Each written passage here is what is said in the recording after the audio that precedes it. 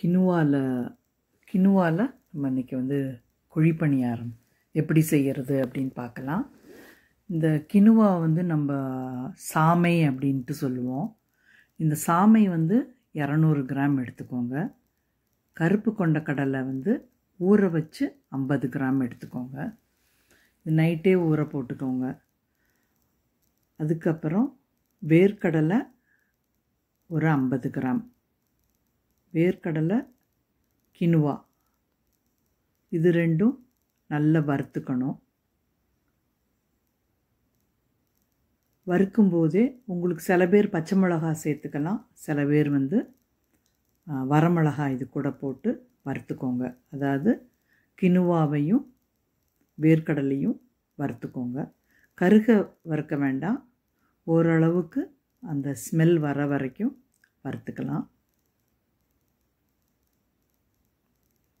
அது மேலே வரமிளகா போட்டு ட்ரையாகவே வறுத்துக்கோங்க. இப்போ பச்சை மிளகாய் யூஸ் பண்ணுறதா இருந்தால் நீங்கள் வந்து வறுக்க வேண்டாம், அரைக்கும்போது கூட பச்சை மிளகாய், இஞ்சி, உப்பு இதெல்லாம் சேர்த்து அரைச்சிக்கலாம்.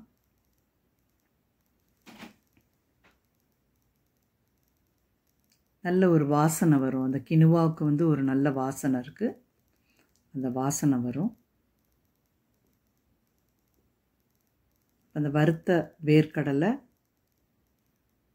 ஊற வச்ச கருப்பு கொண்ட கடலை, வேர்க்கடலை வந்து 50 கிராம் எடுத்துக்கோங்க. வரமிளகா வந்து காரத்துக்கு தகுந்த மாதிரி, சில பேர் 7, சில பேர் 6. ஏன்னா கினுவா வந்து ஒரு மாதிரி ஒரு டேஸ்ட்டே இல்லாத மாதிரி இருக்கும். ஸோ அதுக்கு கொஞ்சம் காரம் இருந்தால் நல்லாயிருக்கும். அதனால் 7லேருந்து நான் இன்றைக்கி வந்து 7 வரமிளகா எடுத்திருக்கேன். இஞ்சி எடுத்து நல்லா மிக்சியில் அரைச்சிக்கோங்க. சால்ட்டு தேவையான அளவு சேர்த்துக்கோங்க. அப்புறம் வெங்காயம், கடுகு, உளுந்து, இஞ்சி கொஞ்சம் தேவைன்னா போட்டுக்கலாம். நல்லா வதக்கி அந்த மாவில் போட்டுருங்க. போட்டுட்டு குழிப்பணியார சட்டியில் கொஞ்சமாக எண்ணெய் தடவிக்கோங்க. ரொம்ப தடவ வேண்டாம், கொஞ்சமாக தடவிக்கோங்க. இதுக்கு வந்து ரொம்ப எண்ணெய் தேவைப்படாது. குழிப்பணியார சட்டியில் ஊற்றிட்டு, ஏன்னா கினுவா வந்து அந்த மாவாகவே இருக்கும், வேகாத மாதிரி இருக்கும். ஏன்னா நம்ம சேர்த்துருக்க அரிசி சேர்க்கவே இல்லை. ஸோ இது அரிசி இல்லாமல், அப்புறம் வெயிட் லாஸ் பண்ணணுன்னு இருக்கிறவங்க, அப்புறம் வந்து சில சுகர் பேஷண்ட் வந்து அரிசி சேர்த்தக்கூடாதுன்னு இருப்பாங்க. அவங்களுக்கு எல்லாமே இந்த கினுவா யூஸ் பண்ணால், இது வந்து ஃபுல்லி ப்ரோட்டீன் ரிச்சு. இது ஊற்றிட்டு என்ன பண்ணுங்கள், ஒரு மூடி வச்சிட்டிங்கன்னா உங்களுக்கு வந்து சீக்கிரம் உள்பக்கம் வந்து வெந்துடும். அரிசினா உங்களுக்கு அரிசியில் செஞ்ச குழிப்பணியாரம் வந்து சீக்கிரம் வெந்துடும்.